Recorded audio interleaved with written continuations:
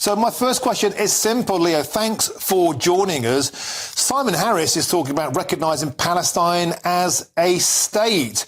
How concerned is the average islander about what's going on in the Middle East as opposed to domestic politics?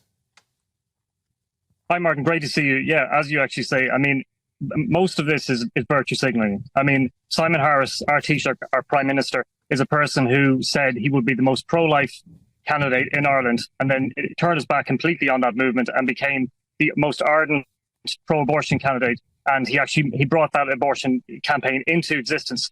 So I say that because this man cannot be trusted. He picks up a piece of grass, waves it in the air, and see what way the wind is blowing.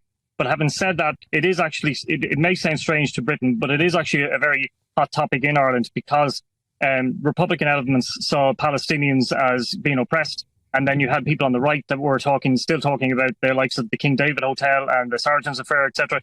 So he tries to basically garner everyone. But make no mistake, this person, Simon Harris, could easily be pro-Israel as opposed to the opposite.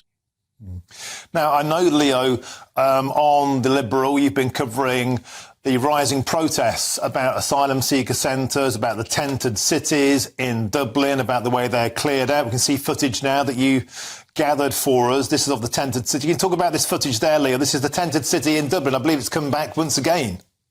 Yes, you're right, Martin. So basically, I've indeed actually your viewers could follow TheLiberal_IE on X, on TheLiberal.ie on Facebook and Instagram to actually see what's really happening in this country. Because we have an election coming up on June the 7th that legacy media and national newspapers are completely trying to quell the national movement. There's 14,000 homeless Irish people, 250,000 invisible Irish homeless people, and decent, concerned, genuine people are out at these protests, holding up banners, waving their flags and saying, we want no more of this. Ireland is full. We cannot take any more undocumented, unvetted migrants pouring in. They're coming down through the M1 across the south border. They're coming across in a bus. These people are coming from Afghanistan. They're coming from Somalia. We are effectively aborting our own country and bringing the third world in. It's complete and utter population replacement. And make no mistake, the Irish are rising. There is a fight back happening. Now, Lee, a lot of people would say, of course, we have an obligation, a duty to house those in the most desperate need of asylum. It's what we do in the West. People would say, for example, Ireland historically has been a nation of immigrants. But you're saying this is about something else. It's about the sheer scale and the volume of change. Martin, there's no analogy in that.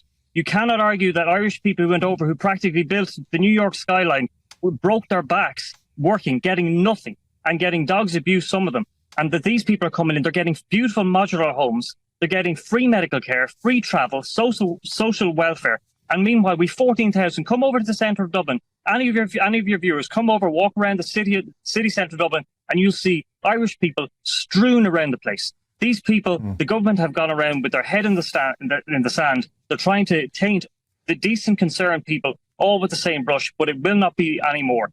The wood will be seen from the trees on June the 7th, and I can guarantee you from this day forward that over the last 18 months we've been covering this, there is a large national movement that Ireland is full and people will get elected. But Leo, of course, those with a different set of opinions to you would say, again, that we can't just keep chasing asylum seekers out of areas. Do you not feel that we do have an obligation to take care of the neediest? Well, I mean, I'm a practicing Catholic, so it's part of the job in that respect. But no, I don't think so, because realistically, Martin, you look after charity starts at home for starters, and likewise, we did meet these Afghanistan people that we met in the shanty town now along the Grand Canal. They're nice men. I mean, some of the vast majority of them probably are harmless, but likewise, they just shouldn't be here. We have massive domestic problems. Rent is through the roof. That's because it's coming from the foreign direct investment from both angles. So the Middle Ireland is getting squeezed. And like I said, when ordinary decent people can't get a dentist and doctor appointment, that's when people start standing up for themselves. Leo, could I quickly show some footage, which I think you also captured, of some mobile homes on the back of trucks being delivered? Can you talk through what this footage is, please? Yeah, so that's in a little town called Coole in County Westmeath, where effectively 200 people live. That's the population of the village is 200 people. And the other night, I think it was on Wednesday or Thursday night at about 4 a.m., 18 40-foot trucks arrived with beautiful, brand new modular homes on the back of them. These homes weren't to be given to Irish homeless people. They weren't to be given to Irish needy. These homes were pure and simple for migrants, people who are coming into this country that have got realistically no connection to Ireland. The fabric of Irish society is getting completely decimated daily. But like I say, there is a fight back, and there, Martin, in that place in Cool, County Westmeath, the fight back started.